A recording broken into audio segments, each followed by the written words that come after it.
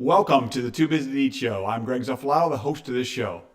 The Too Busy to Eat Show is about helping you become more productive, find more success while achieving a life balance along the way. I do that by interviewing successful people in all walks of life. And in the end, to just help you find that success you're striving for, but to also have a balanced life. Now, today, we have a perfect guest for that. Craig Ballantyne has done so many different things, from doing a very successful online entrepreneur with fitness to coaching practice, on and on and on. I can go on for a long time. He's written 2 books. There's another one coming out.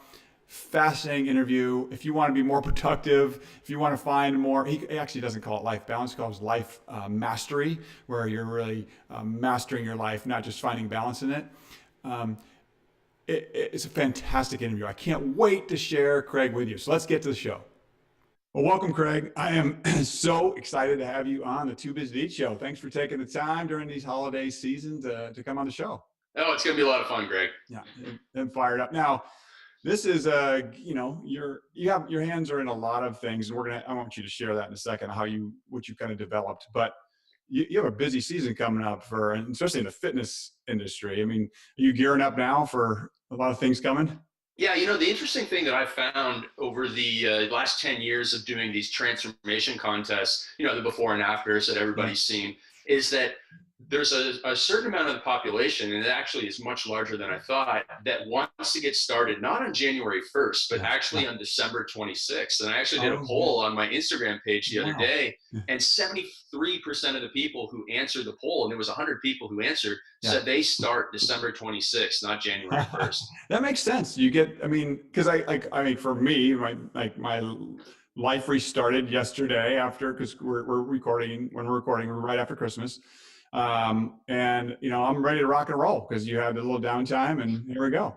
Yeah, exactly. And that's the way I think most entrepreneurs are, and most people into fitness, and everybody is actually planning and doing their goal setting and even getting started before New Year's. So that's a big lesson there. Yeah, that's great. Now, so let's share a little bit I know about you. I've read a lot about you, saw all the things, your hands are in a lot of different things. Why don't you share kind of your journey you took to get to where you are today? Yeah, this will be real quick, but it's a fun one. So I grew up in a small town in Canada where everyone played ice hockey. And so I wanted to be a strength and conditioning coach in the National Hockey League. You and I were talking about, was it your father or your father-in-law? Yeah, my father. Yes. Yeah, your father's in the basketball world. So there's a pro sport overlap there. And that's what I wanted to do. And then I went to college for that. And then I got really lucky. I just sent one of my email newsletters, because I was writing fitness training email newsletters back in 2000. I sent it to the editor of Men's Health. And the next thing you know, he publishes one of my articles. So that doesn't happen every day to most writers. And so I ended up just getting deeper and deeper and deeper into that world. And I realized, as much as I love training people, I really love nerding out in front of a computer, reading and writing. And so another thing that I realized, and this is a big tip to anybody in any industry that wants to write, is that magazine editors are the most overworked and underpaid people in the world. And so I would just get back to them on time, and they'd be like giving me more and more work because they just had such crazy deadlines. So I've been writing for Men's Health for 17 years now. Just had something last month or 2 months ago. It's really, really great. And that gave me credibility to go onto the internet and start selling my fitness programs, including one that I call Turbulence Training, which has been, selling for over 15 years now, sold hundreds of thousands of copies, helped a lot of people. And some of my YouTube videos have been watched 2.5 million times. So it's really, really neat to know the impact that I've had there. So that got me started. And then I wanted to go into helping other people with other things, such as building their wealth and becoming more productive. And so I bought another business called Early to Rise, which you can imagine what that's about. And then I wrote a book called The Perfect Day Formula, which is something that I've been on the path of promotion for the last couple of years. And that is something that I built coaching systems around and workshops and all this great stuff. And so that's my journey there. That's pretty exciting. Now you have the Perfect Day Formula, and you also wrote The Great Cardio Myth. Yeah, that's another book that just came out. Yeah. Well, so tell me a little bit about that's because I've done one book and I'm in the middle of my second. It's a major process. Talk a little bit about your process in that, because well, one is when I talk to people about book writing, some are really like it's beyond their capacity to think of trying to put a book together. So what was your process in doing that? Well, I've actually done 3 books 3 different Okay. ways. And so that's a really great That's good. question. I'm happy to share this. So the first one, The Perfect Day Formula, I did the hard way. I basically wrote 300 pages and the thing is, I was not a book writer. I was an essay writer. And so Yeah. I had 300 pages of about 20 different essays. Okay. And I was really stuck. And so then I went to a good editor, and this editor helped me, took the 300 pages and gave me back 110. And, we went back and forth a few more times, and then that became The Perfect Day Formula. I still remember I was sitting in a hotel in Istanbul, Turkey, on the day where I sent back the final edits. And I was in the Ritz-Carlton there. I was just overlooking the water that separates the European side from the Asian side, and the sun was coming up. So it was a real moment that I'm always going to remember. And then the second book, The Great Cardio Myth, I actually verbally downloaded all of my ideas to a co-writer, really great girl named Chelsea Ratcliffe, and she wrote the book, and we went back and forth on that. That one we went through a traditional publishing house. So that was different and has a longer timeline. So that's a bit of a negative there. And then the third one that I'm working on right now is a book on overcoming anxiety, because I had severe anxiety attacks. And this one I used a company called Book in a Box, and it's run by my friend Tucker Max. And that's where you basically are interviewed, and then they assign a writer to take the interview and create a book from it. So I've done it 3 different ways, and that's the fastest way by far. Yes. And if you have the resources where you can buy speed and time, that's the way you want to go. That is fantastic. That takes that daunting task of the writing of months and months of labor, and you're still going to get, it's your ideas, it's your passion, it's everything you're doing. It's just done in a professional way too. And it's done even better because something that most people don't think about is that there's a structure to a good book. And you and I, Greg, we're just going to go and this is just how the story goes, but it's not how the story goes to the reader in most cases. And so what in doing this anxiety book, I took my vision to them, and they rearranged it, and I went, whoa, that is so much better to go about it this way. And so that's the additional benefit you get from getting outside help on your books. That is fantastic. I'm going to ask you a little bit more about that later, but that's pretty exciting, because I think I didn't know that third level. I haven't heard of that yet. So that's because listen to this. I went to them on the 1st of June, and the book was sent back to me on Labor Day weekend. Oh my gosh! That's how fast it can be done, and the book cover's done, everything. So for anybody listening that has that anxiety of trying to put together a book, let me go there. That you remove that. That's one thing, but talk a little bit about what have the books done for you? I mean, they're powerful. Yeah. So the thing is, you can get a book, but then you have to do the work of getting the book out there. And we had talked in our pre-show discussion that I've done 175 interviews for The Perfect Day Formula. And that's allowed me to, sell a bunch of books every time, but also get connected to more and more people, get speaking gigs where people will pay me a large amount of money to talk about the book. It's allowed me to go on and build a coaching program from the book. I had a 250 person event last year based on stuff from the book and stuff that I've created since the book. And it's just allowed me to also develop this reputation that that's the Perfect Day Formula guy. And then also it's still in this day and age, to be able to hand somebody a book sets you apart from the competition in so many ways. So a book still has incredible power for helping you build a business, a reputation, and a speaking business, whatever it is you want. It really, really works. Right. That's fantastic. So now we're talking about all these things you do, and we haven't got to everything yet, but how do you do it? How do you do it? How do you make the most of your time with all the demands of the different projects you're doing, the speaking, all the things you're doing?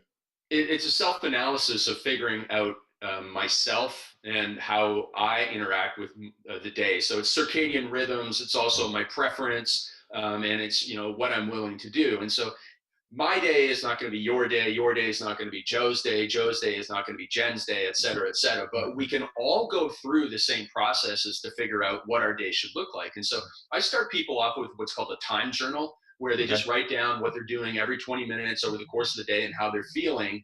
And from that, we identify what I call their magic time, which is a time of day when you're 3 times more productive. So, you know, if you've written a book or if you've done marketing campaigns, you know that there's, you know, just every morning between 9 and 11, I'm just on fire. You know, you might have that, or you might just say every night from 10 o'clock till midnight, I am just in the zone. Right, or for me, it's really early, you know, 4 or 5 o'clock in the morning until 6:30. So you have to figure out that time for you, and everybody's got it. Now, then you have to also go through and figure out, when am I really getting off track? You know, when am I so easily distracted? And then you figure out, okay, how do I set up my systems so that I'm not trying to do work in that time, or I'm blocking those things. So those are 2 of the most important things. And then we can just go in and we fit in blocks of deep work, you know, that really focused, no distraction work into your day based on when you're easily distracted and when you're really focused. And that can allow somebody to just really accelerate their progress in terms of whatever they want to get done, whether it's exercise or whether it's writing a book or whether it's meetings, whatever it is. You can design your day around that, even if you have a job, so that you can be more effective than ever. Right. Is that how you get? Is that a piece of getting more of a balanced life with all the demands you have? I mean, you have a lot of pressure on you to perform. Is structuring that day, is that part of achieving balance in life for you? Yeah, and so I actually call it a mastery of life. So I call it not work-life balance, but work-life mastery. Mastery, I like that. Yeah, and you know, it's a different view. It's like you are now taking control of that day, because work-life balance, you know, it implies that there's an equal weighting. And first of all, you're not going to have an equal weighting in your life, especially if you're an entrepreneur, if you're a high-performance athlete.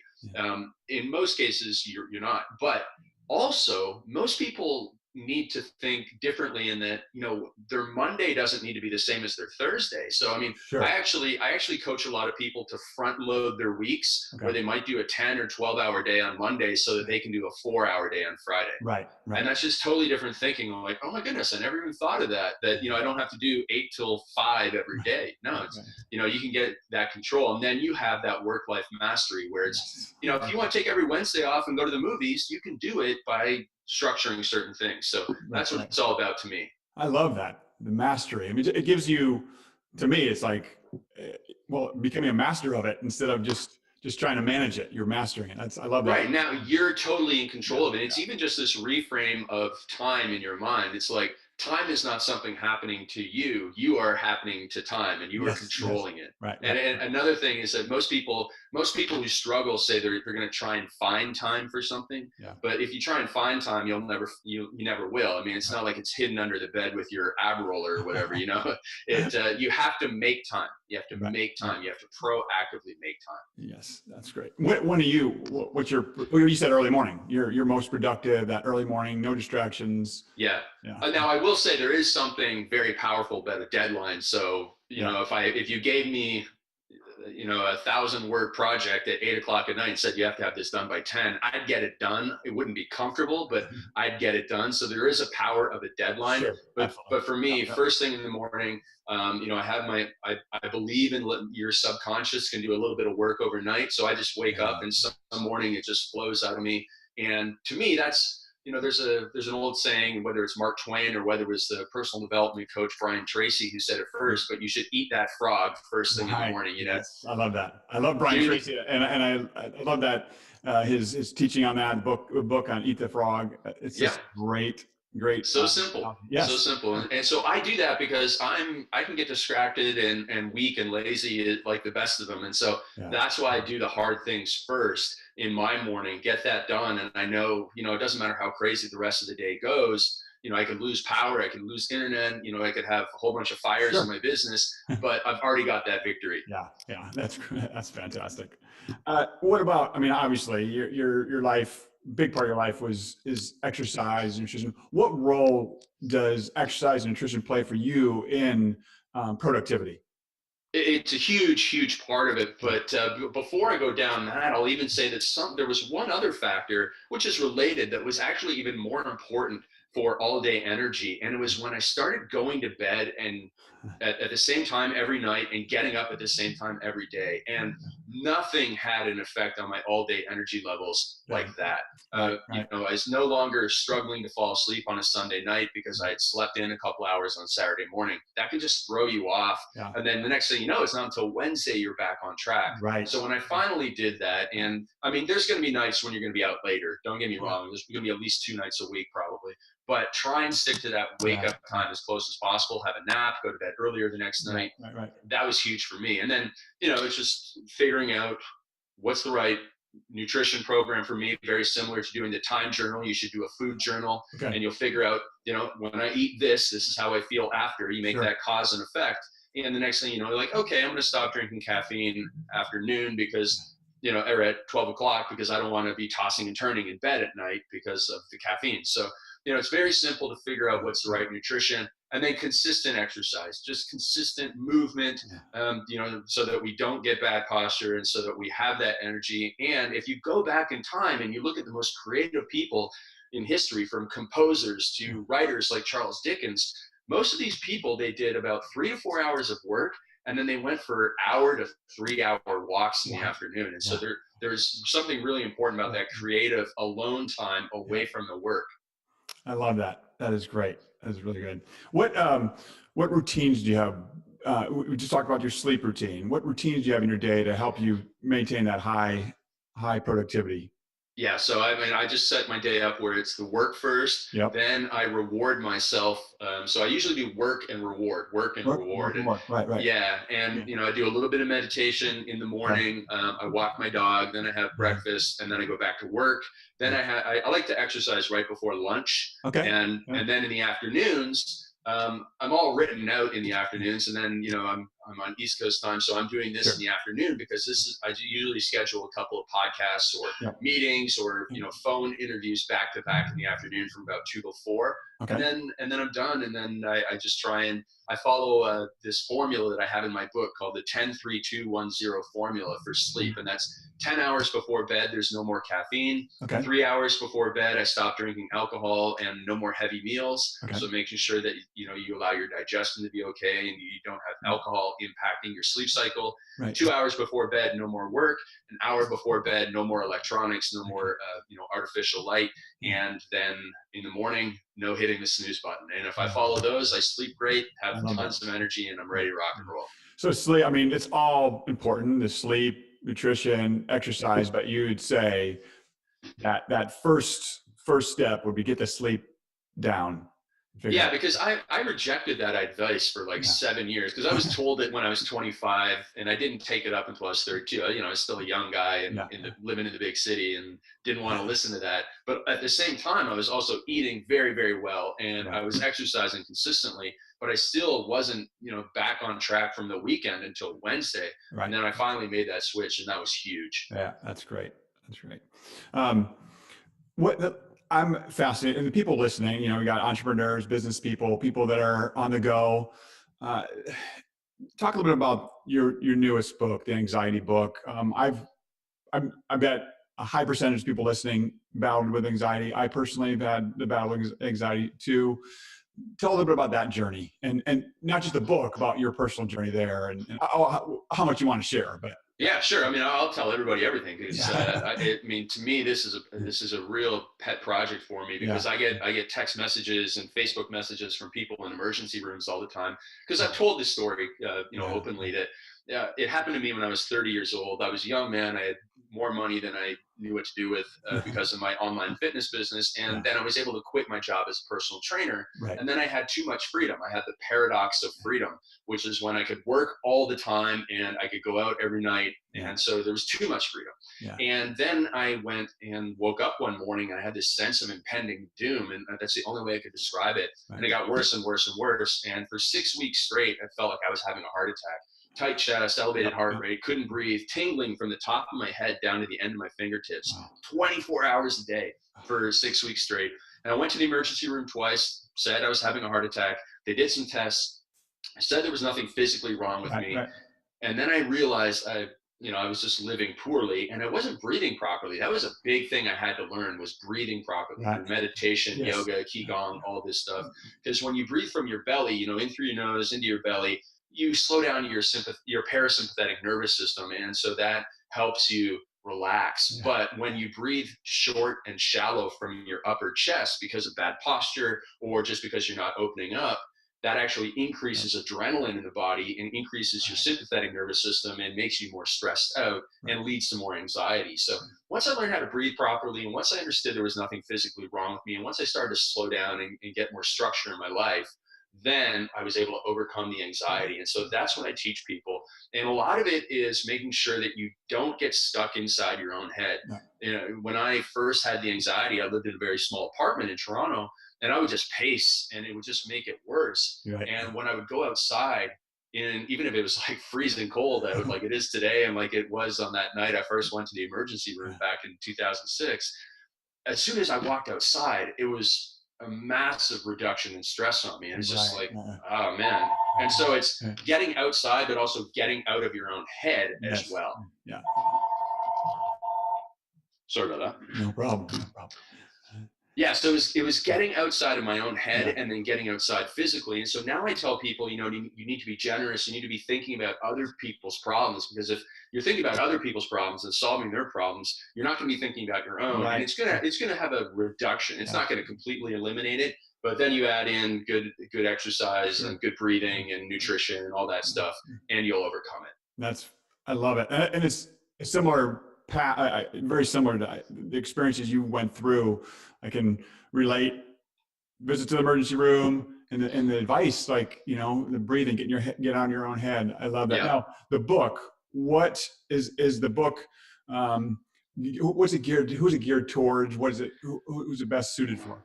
Yeah, we're just finishing up a bit of a rewrite on it, because I'm Okay. going to put it more towards a busy entrepreneur, busy Yeah. executive, because I mean, it's just, I hear from so many people who are like that, and Yeah. they share their struggles. And so, I'll go and speak at an event, and then afterwards, 10 people will line up to tell me about how they had to call the EMS at the airport, when they were getting on a plane, all this stuff that you and I have gone through. And so, I don't want anybody to feel like that, because I know that there is a way around it. Right. So Right. You can those are my people. Yeah. I love it. Yeah. I love it. It's going to be a powerful, powerful book. So we'll have to, when you get that released and that's going, we'll have to have you back on. Thank you. Talk just about that, because that's a show in itself for sure. Exactly. What's the one? So talking to people on the go that are driven to succeed, what's that one piece of advice you would give to that success-driven person that wants to find the success, but also wants to master that life balance too? Yeah, it's a great question. And so I just give this simple tip in my book, and whenever I'm speaking, that we don't have to get up really crazy early in the morning, but if you just got up 15 minutes earlier than you did right now, and you went down to your kitchen table with a pen and paper, no electronics, and you sat there and worked on your number one priority in life, whether it was an opportunity to take advantage of, or it was a problem to solve, whether it was getting out of debt, or whether it was dealing with your children at school, or even if it's finding the love of your life, like thinking about what should I do to solve this problem. Well, if you did that, you'd be ahead of the game. You'd feel like you've had a victory. And we need to have a victory to give us motivation and momentum to keep going and coming back tomorrow, because the rest of the day might be really bad. But if we've had that clear thinking first thing in the morning, it's really, really valuable. And that's when I was a personal trainer, getting up at 4:30 in the morning to train my first client at 6 o'clock in the morning. I could have gotten up at 5:15. Right. And grabbed the bus and got there right on time. But I got up at 4:30 and spent 20 minutes every morning for 18 months working on my online business. Yeah. And that's how I was able to, make that leap from personal trainer to online business owner. So 15, 20 minutes at a time, you can make a huge difference. Yes. Yes. Especially in that sweet spot. Exactly. Because you're going to get, if you do that in the afternoon, that you're going to do 3 or 4 times the work in that morning. Yeah. I would come home at 8 o'clock at night and try and work, after, doing the split shift as a personal trainer. My eyes were burning and so painful, I just fall asleep. So you're right. It's finding that magic time. Yeah. That's fantastic. Now, I love all the things you're doing. Craig, where can people, if they want to get more information from you, connect with you, what's the best place for them to reach out to you? It's a great question. So I'm on every social media, but my favorite one right now is Instagram, and I'm at Real Craig Ballantyne, and also obviously LinkedIn, Facebook, all those places. But Real Craig Ballantyne on Instagram, or they can just email me at craig@godfather.com. Craig, that's fantastic. All right, Craig, I can't thank you enough. Fantastic interview. I love what you're doing. We could go on for hours. I could keep asking more and more questions, but I really appreciate your time. And I wish you a happy New Year. Yeah, you too. Thanks so much. That was fantastic. I knew, Thank you. like you said, you knew it was going to be good. That you're a professional. This was a very good interview. I do appreciate it, and I will say the quality of all the interviews that I've ever done come back to the question, and we just had a good rapport, and that 5 or 10 minutes before really set the pace for it. Yeah, you got to get it set up and feel comfortable. And it is better when you do the short ones, because if you know you're going into a 60-minute interview, you're like, you kind of drone on, but I mean, I got a lot of stuff to say here in 20 minutes, and so that keeps the answer. Yeah, I'm finding that's what I've drifted to personally too. The shorter, more compact. Better to leave them wanting more, right? Yeah, that's right, and that's why they're going to reach out to you. Thank you so much. I'll get to the if I can reach out to you, I can have Kathleen reach out to you if you have some recommendations on podcasts I should reach out to, and then I want to get your address to send you bars. Yeah. Did you want to ask me? Want me to follow up on anything about the book stuff? Oh, yeah. What company was that you used? It was called Book in a Box. I can make the introduction to the guy that I'm connected with there if you'd like. Well, I'm gonna write it down. I'm finishing my book right now. I'm almost. Okay, cool. It's written. We're in the second phase of editing. Okay, great. I have a company doing that, but I think future, because I have more ideas. Yeah. I would Book in a Box would be the way to go. Awesome. Yeah. If you ever need an introduction there, let me know, and then I'll send a list of the podcasts. Okay. Of like 5 or 10, and say which like 3 to 5 of these do you want intros first. Perfect. I can send that to you and to Kathleen, and then we'll go. Really appreciate it, Craig. It was fantastic. No problem. Yeah. You really have a great New Year's, and this is actually going to probably go out. Because my surgery and holidays, I'm usually like, you know how this goes. I'm usually 5 or 6, 7 in advance, but I'm recording a bunch this week and next week. So you're the first one this week, so I might go out next week. But we'll see. Okay, great. Kathleen will send everything to you right away. Yeah, this will be good to get out that time of year, and I'll share everywhere I can. I love it. Can I introduce a great guest for you, Kathleen? Yes. Yeah. Awesome. My business partner in Chino Hills, Bedros Koulian, he has massive following in the fitness world. I mean, he's the perfect guy for you. He signed. Wait. I think he did sign. Yeah, I would love it. I love it. I think we got to him, and he was going to record in January, then he canceled it. He hasn't rescheduled yet. So intro, it'll be great. Kathleen can follow up again. I have her on it because I was really excited to interview him. But yeah. Perfect. Yeah. All right, great stuff, sir. Thanks, Greg. Have a great day. You too, man. Bye-bye. Thank you so much for listening to the Too Busy to Eat show. Now, part of the Too Busy to Eat company is my protein bars, which are called the Busy Bars. And I'd love to share the Busy Bars. They're made for busy, on-the-go people like you. So go to the website, busybar.co, and use the coupon code TBTE show, and you get 20% off of your first order. So try out the bars. Let me know what you think. I would love for some feedback. So thanks again for listening to the show. Have a wonderful day.